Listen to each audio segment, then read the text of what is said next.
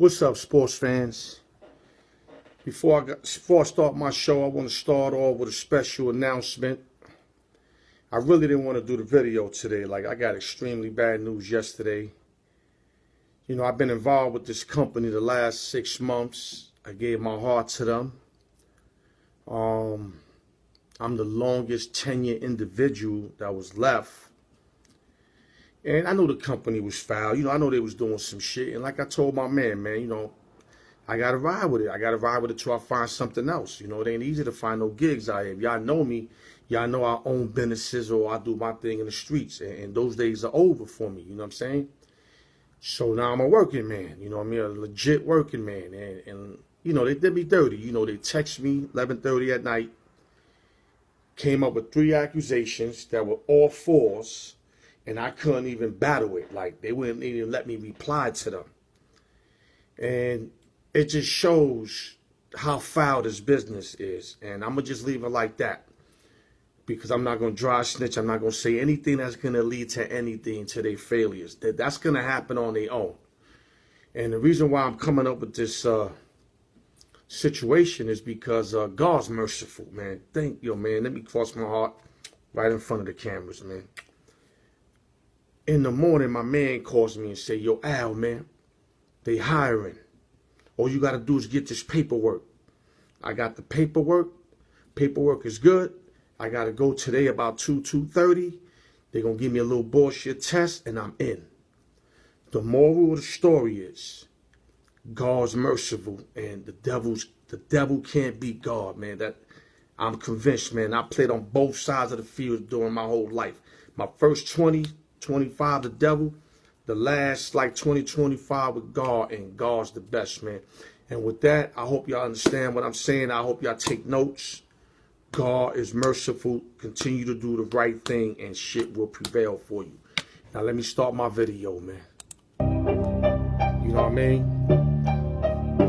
Fastest 15 minutes in sports. Shout out to the East Coast, West Coast, Midwest, Los Angeles, Las Vegas, New York City, Chi-Town, Philadelphia, the D, Tony Sports. Shout out to Syndicate Radio TV, Vegas Divas, The Specialist, Noah Parker, Cameron Guidry, to do that game in the call in the morning. Never too late to fix your credit. IG me, inbox me, email me, al.newyork@yahoo.com. Fuck else y'all want, man?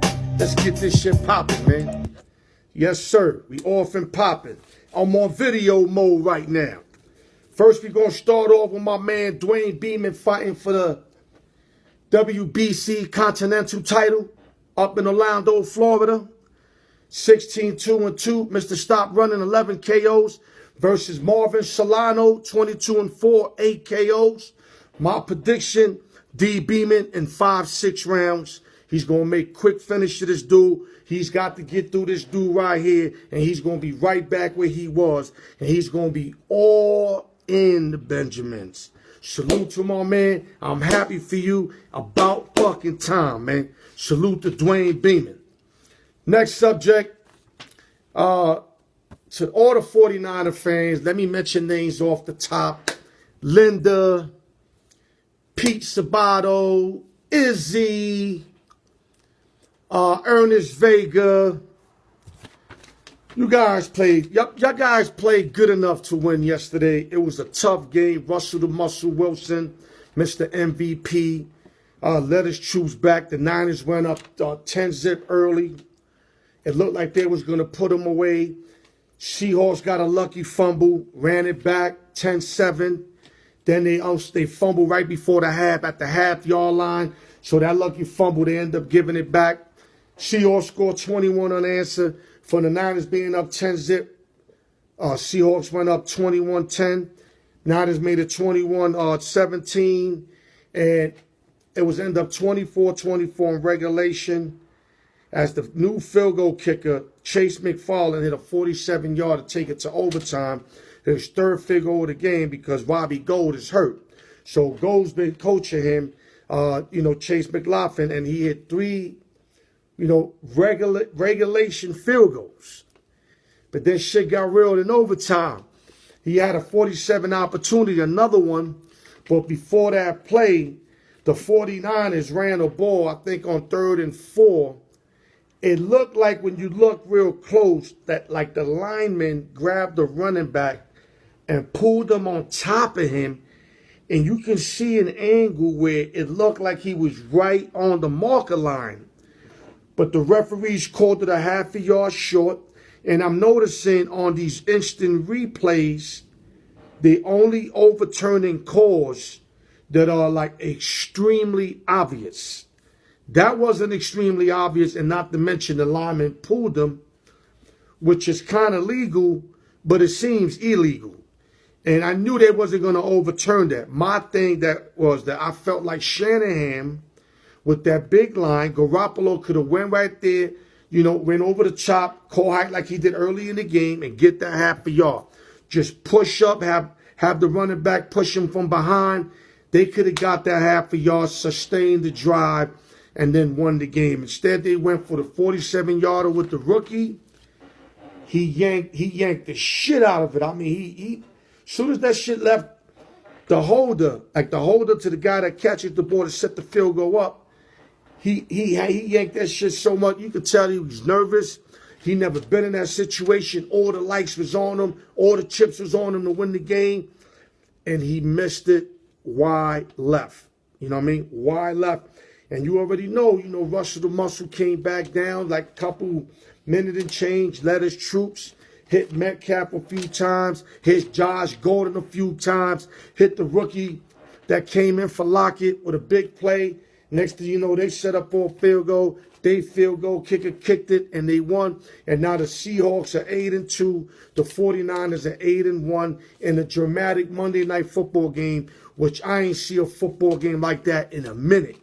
That football game could have been a Super Bowl game. That's how good it was. It showed you how good the Seahawks are. The Seahawks are for real. When Clowney steps up on defense with Wright and Wagner, they as good as anybody. And the Griffin brothers, the other one, forgive me for saying this, not the bad hand guy, the other one made 4 tremendous plays. Now, the Seahawks did miss about 3 picks. So I heard my boy on a comment saying that Garoppolo had a bad game. Statistically, he didn't. He threw for like 248. He had a touchdown, 1 pick. He basically had a better than average game when you average his numbers on a yearly basis. On a year basis, he had a better game than what he averages. But I could see where the people say he had a bad game because KJ Wright could have had an interception. Wagner could have had an interception. Griffin could have had an interception. I mean, he threw at least 3 to 4 potential interceptions. And I know Sherman is upset because Sherman, being an ex-Seahawks, went to the 49ers. There's nothing more he would have liked to do than beat up on his old team. And they had every chance in Levi Stadium. The crowd was in it, up 10-zip. That one turnover changed the whole momentum of the game. And Russell Muscle let them put him in a situation to win. Field goal kicker came in, won the game. Salute to the Seattle Seahawks. What a Monday night game, folks. Now, another game I want to cover, Who Dat Nation in the Mercedes Superdome, which I felt like, 13.5 point spread for the Saints over the Atlanta Falcons. I got the Falcon jersey on, not because of that, but I do have it on. It's to show you, in NFL, anybody can beat anybody. You got a 1-7 Atlanta team versus a 7-1 New Orleans team. Atlanta team that can't do nothing right, New Orleans that can't do nothing wrong. So they met each other, a divisional rival game, which Atlanta always gets up for. I mean, they hate the Saints. As you've seen, 1-7 versus 7-1. The spread was minus 13.5 for the Saints. And the Atlanta Falcons won 26-9. How do you figure that out? How did he win by 17 points? Only God knows. But I can tell you one thing. I watched that whole game. The Falcons outplayed the Saints from the beginning. I don't want to hear that the Saints wasn't up for this game. I don't want to hear it was a trap game because they were playing their hearts out. Unlike, the Green Bay Packers did when they went to L.A. Chargers, where they looked like they lay down. I mean, Aaron Rodgers had no fight in them. The Packers had no fight. The Saints had fight. They just couldn't bite. Atlanta Falcons controlled the game. Matty Ice threw a hell of a game. Julio stepped up. Ridley stepped up. Freeman stepped up. Their defense stepped up. They looked like the better team at 1-7 than the 7-1 Saints. And that's why I'm mad with Atlanta, because Atlanta, I picked this year to be the most surprising team as far as turning it around and start winning. And I was totally wrong, because they just stopped playing for their coach, obviously. He just got lucky that they play the Saints, who they hate. I mean, them and the Saints are like the Yankees and the Red Sox. You're always going to get the best out of both sides. So salute to the Atlanta Falcons, who were plus 13.5 and won by 15. Matty Ice threw for 20 for 35, 182, 2 touchdowns, 1 interception. Brian Hill ran for 20, 61 yards. Julio Jones, 3 catches, 79 yards. And for the Saints, Drew Brees, 32 for 45, 287. No touchdown, no picks. Kamara, 4 for 24. Michael Thomas, 13 for 152. And like I said, salute to the boring-ass Atlanta Falcons, who should have been playing like this all year long. Let me make it quick. Fastest 15 minutes of sports. Let me move along. NCAAF college football playoff poll is now the first top 4 teams. You got LSU Tigers 9-0. Ohio State number 2 at 9-0. Clemson moved up 2 spots. Like I told you, they would definitely move up 1. But they moved up 2 at 10-0, and Alabama got the 4th seed at 8-1. Now you got Georgia at 5 at 8-1, Oregon at 6, 8-1. Minnesota Gophers moved all the way up from 17-7 at 9-0, and Utah is 8-1. Now Georgia could get in when they play Alabama in that chip game, and if they beat Alabama, Georgia's in the playoffs. So all Georgia's got to do is take care of business. That should be the game in the Georgia Dome, if I'm correct. They should be able to hang with Alabama. Alabama got exposed against LSU, and they should be able to hang with them. And I'm going to stick with my pick, the Clemson Tigers with Tabo Sweeney and my boy Lawrence at quarterback. Though Lawrence is like the 4th-rated quarterback, because, I mean, you got Tua up there. You got the young boy Fields from Ohio State. And, of course, you got Joe Burrow, the best prospect in the league, who's going to be the number 1 overall, because the NFL right now, they changing the whole trend. They want a mobile quarterback. I mean, you don't have to be Michael Vick or you don't have to be Lamar Jackson, but as long as you mobile like Aaron Rodgers and what's his name, Garoppolo, that could run for like 7, 8 yards real quick. Joe Burrow proved he can do that, and he's got a gun. He's what the NFL guys are looking for right now. Salute to Joe Burrow on a great game against Bama. Tore him up, lit him up. Deserves to be ranked number 1, and the Tigers are going to be real hard to beat this year. Salute to the LSU Tigers for having that number 1 seed, but you know what? At the end of the day, it don't mean nothing if they don't win in the playoffs. Y'all know how that go. Now, the reason for the jersey, I posted up something on my Alyork Sports group. And if y'all not on it, join it. The more the merrier. As long as y'all diehard sports people. Let me tell y'all, man.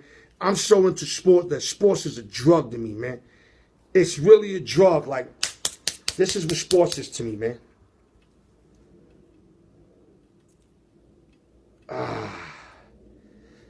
Take a hit of that baseball, baby. Take a hit of that baseball, that football, that basketball. It's a drug to me. I get excited when I talk sports. But real quick, I got 1 minute left.